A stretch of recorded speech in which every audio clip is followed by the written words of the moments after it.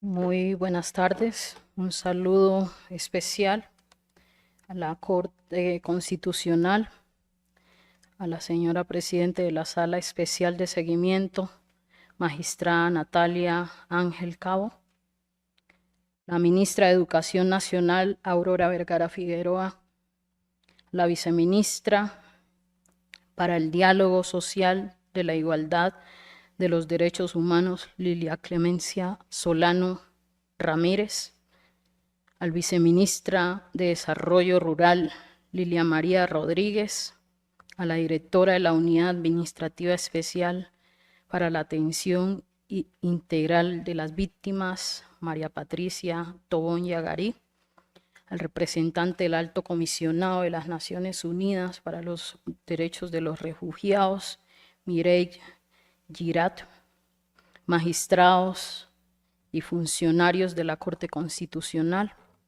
funcionarios del Gobierno Nacional.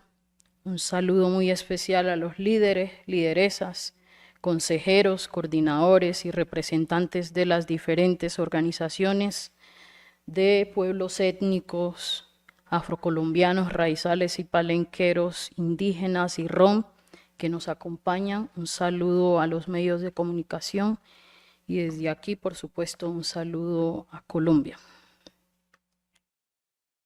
En primer lugar, quiero resaltar, ¿sí?, la Corte Constitucional haya declarado desde el 2004 el estado de cosas inconstitucionales y expreso, ¿sí?, que el que hoy no hayamos superado el estado de cosas inconstitucionales sobre los pueblos indígenas y afrodescendientes, raizales y palenqueros, rom, nos exhorta a hacer una revisión como Estado de cuáles son las fallas. Tantos años han pasado, tantas víctimas, tantos desplazados, tantos desterrados, tantos exiliados, tantos desaparecidos. La vida de la población étnica en este país no hemos logrado, a pesar de los esfuerzos que reconozco de las instituciones del Estado, no hemos logrado superar el estado de cosas inconstitucionales. Y esto entonces nos pone en un desafío para revisar cuáles son esas situaciones que no nos permiten superar ese estado de cosas inconstitucionales. Y yo quiero decir que esto obedece a un racismo estructural que persiste y que hace parte de la estructura del Estado colombiano. Y que por supuesto ese racismo estructural se exacerba o se profundiza con el conflicto armado y las violencias sistemáticas que la población étnica de este país tiene que vivir y con la que le toca convivir todos los días. En ese sentido, entonces, agradezco que como gobierno estemos aquí haciendo presencia en esta sección de la Corte Constitucional para hacerle seguimiento a las órdenes de los autos y sentencias que ha emitido en favor de esta población. Siendo una mujer afrodescendiente y miembro de esta población, al llegar aquí al Gobierno Nacional en calidad de vicepresidenta, acompañando al presidente, hemos tenido claro que nuestra primera tarea es hacer todos los esfuerzos necesarios para contribuir en las acciones como gobierno nacional que permitan superar ese estado de cosas inconstitucionales. En ese sentido, quiero decir que recibí del presidente unas tareas designadas en términos, la mayoría, en términos de contribuir a esa misión de que los pueblos étnicos puedan vivir, como ustedes lo han expresado, en dignidad, porque sé bien que la dignidad de los pueblos étnicos ha sido expropiada. Y en ese sentido, el presidente, en el decreto 1874, me designó en el artículo 13 la misionalidad de coordinar la Comisión Interinstitucional para la implementación del Auto 620 sobre la garantía de los derechos de los pueblos indígenas y afrodescendientes en la costa pacífica nariñense. ¿Qué he encontrado? ¿Cuáles son las fallas que encontré?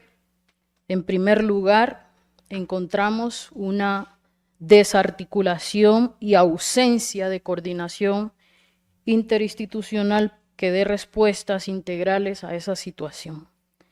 ¿Qué hemos hecho? En primer lugar, hemos convocado, ¿sí? Hemos intensificado la convocatoria a esas instituciones responsables de implementar las órdenes de la Corte en el Auto 620. Llevamos 3 sesiones de la comisión en lo que va corrido de nuestro gobierno. En otros gobiernos solo se hicieron 1 por año, nosotros llevamos 3 en lo que va y hemos planteado 7 más en el marco del tiempo que nos queda como gobierno. Esa coordinación interinstitucional, por supuesto, nos ha permitido en un primer nivel como tener varias acciones o niveles de coordinación. Quiero decir que creamos un grupo en la vicepresidencia, inicialmente para atender los desafíos de la garantía de los derechos de los sujetos de especial protección constitucional. Sin embargo, después nos concentramos en el Auto 620, en que ese grupo atendiera, hiciera seguimiento y coordinara el Auto 620. Este grupo es de alto nivel, hace parte del Departamento Administrativo de Presidencia y desde ahí, en un nivel, coordinamos todas las instituciones que tienen responsabilidad. Entonces, hay 3 niveles de coordinación que hemos establecido. Uno, de nivel ministerial y directivo, donde yo misma presido y yo misma he convocado a los ministros y directores de departamentos administrativos que tienen responsabilidad sobre la implementación del auto a establecer algunos mecanismos, medidas y acciones para cumplir con el avance de la garantía de los derechos de las comunidades. En ese nivel, entonces, establecimos una coordinación horizontal que plantea que el desafío que ustedes habían establecido hay que pasar de la mirada sectorial a una mirada de coordinación interinstitucional. Y entonces, ¿qué hemos logrado desde esa coordinación? Que los sectores se puedan articular entre sí. Esto, por supuesto, es parte de la estrategia de nuestro gobierno, donde el presidente ha dado la instrucción de priorizar la inversión en los territorios más marginados y excluidos de este país. En el marco de esa coordinación horizontal, entonces hemos logrado que, por ejemplo, Ministerio de Educación, Ministerio de Cultura y Ministerio del Deporte se articulen en una respuesta de educación integral en esos territorios. ¿Qué más hemos logrado? Entonces, que Ministerio de Agricultura, Ministerio de la Igualdad, que está tambaleando, y por supuesto, Ministerio de Transporte, para dar una respuesta articulada al territorio, también nos articulemos en términos de desarrollo productivo y de bienestar, así como Ministerio de Vivienda y Agua Potable. ¿Qué queremos hacer con eso? Responder a los derechos básicos de las necesidades que aún no se superan en esos territorios. En segundo lugar, una coordinación vertical, donde hemos solicitado a las instituciones que dentro de su sector se coordinen entre sí. Entonces, por ejemplo, el sector de agricultura hemos logrado que en materia de garantía de los derechos étnicos territoriales de la población indígena y afrodescendiente, la Agencia de Tierras, la Unidad de Restitución de Derechos Territoriales y el IGAT se articulen para la garantía del acceso a la tierra, pero también para la protección y salvaguarda de los derechos étnicos territoriales. Esto, por ejemplo, nos ha dado resultados en términos de títulos colectivos, tanto de pueblos indígenas como afrodescendientes, que tenían más de 13, 15 años de haberse solicitado, los hemos logrado evacuar. Y así hemos podido avanzar en la garantía de los derechos étnicos territoriales de la comunidad. Por supuesto que todavía hay muchos desafíos, pero es la forma en cómo hemos ido avanzando. Por supuesto, también mi equipo, ese equipo de la vicepresidencia, ha establecido un mecanismo de articulación. En otros gobiernos, yo siendo parte de comunidad, la articulación solo era entre entidades de gobierno nacional. Nosotros hemos logrado que la articulación se haga también con las autoridades en territorio. Y entonces en distintos momentos se ha ido al territorio para que las medidas y acciones que se implementen sean medidas definidas y coordinadas por las entidades étnicas territoriales. Eso es lo que hemos hecho en el marco del auto 620, por ejemplo, para el caso de Nariño. Sé que ya el tiempo se me venció, pero quería resaltar en términos de desafíos, porque me preguntan qué más deberíamos hacer.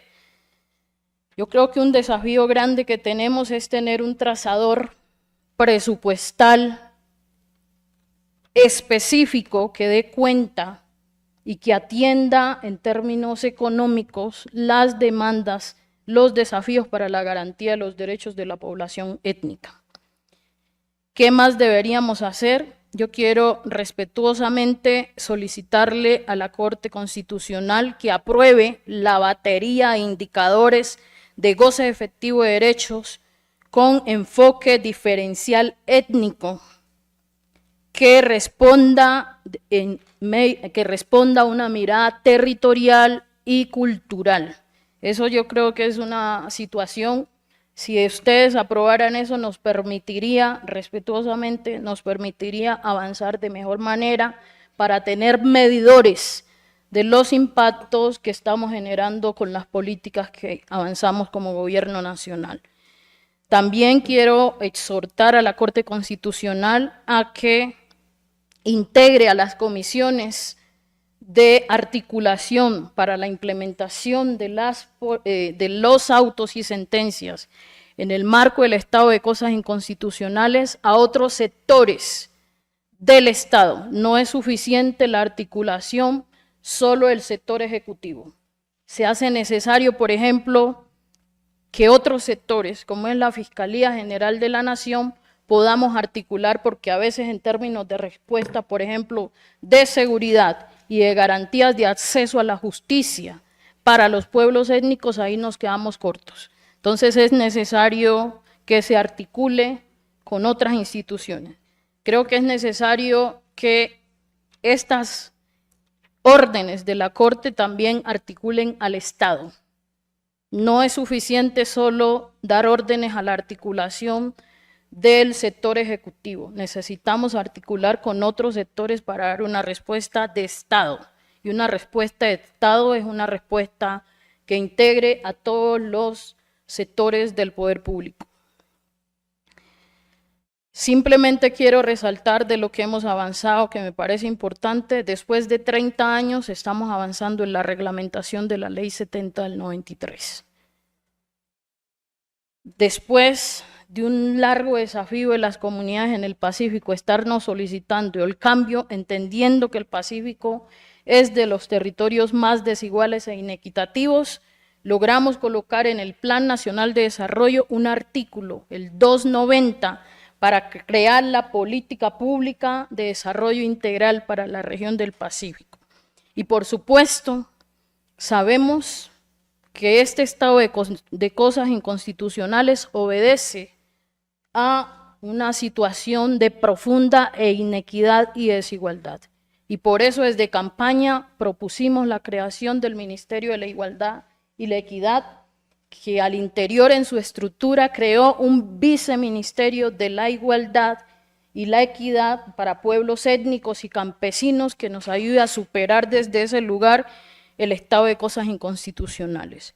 Por último, quiero resaltar en el flash informativo que saca la Corte sobre el Ministerio, resalto la ponderación que hacen sobre la necesidad de velar por la garantía de los derechos de los sujetos de especial protección constitucional y, por supuesto, resalto el reconocimiento que la misma Corte hace sobre la necesidad de tener una institución que atienda y responda al mandato constitucional de la garantía al derecho a la igualdad y la no discriminación establecido en nuestra norma superior.